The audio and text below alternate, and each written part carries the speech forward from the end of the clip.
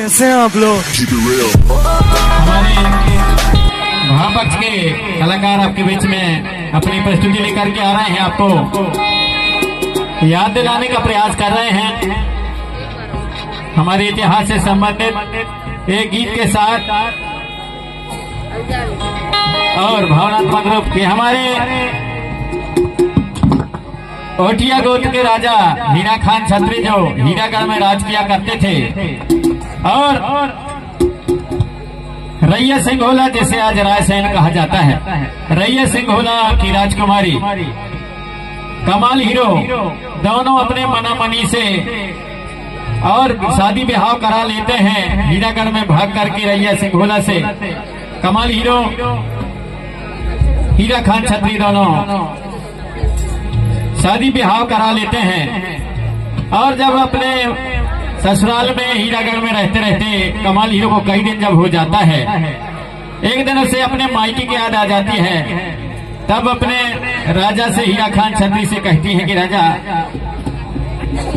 मायके के मोला बहुत सुरता लगी से तो एक बार मोला मायके रैया सिंघोला ले जा। हीरा खान छत्री कहते हैं कि अपन दोनों भग करके मने मनी से ब्याह शादी करा लिए हैं, जिससे कि तुम्हारे मायके वाले नाराज हैं, गुस्सा है, ते मरवाने के लिए मेरे को वहां तक न ले जा रानी।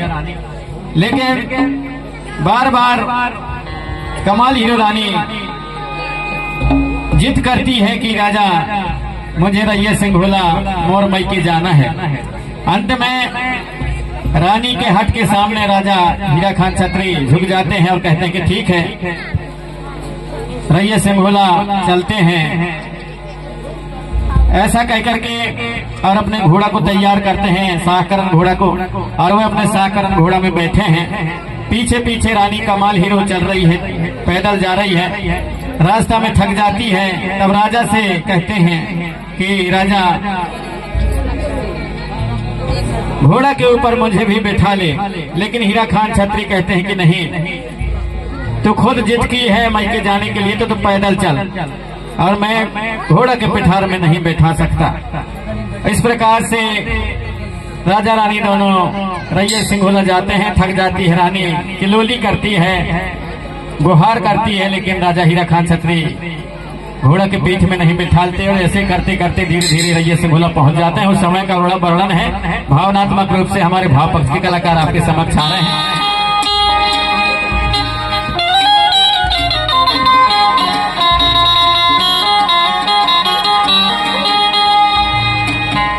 शाहकरण घोड़ा में जब हीरा खान छत्री बैठ करके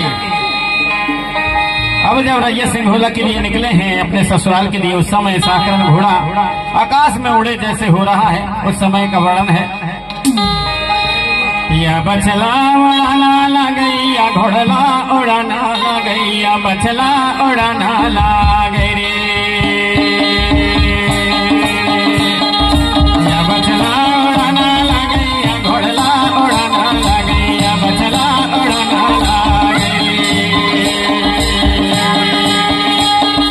या बछला उड़ाना ला गैया घोड़ला उड़ाना ला गैया बछला उड़ाना ला गई, या बछला उड़ाना ला गैया घोड़ला उड़ाना ला गई।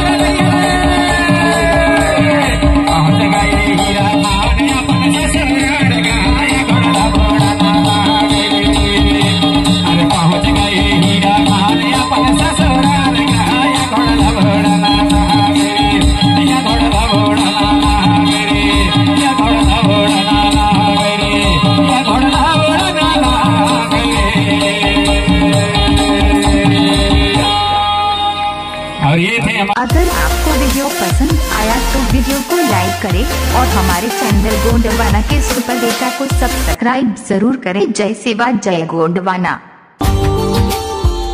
Subscribe now and press the bell icon.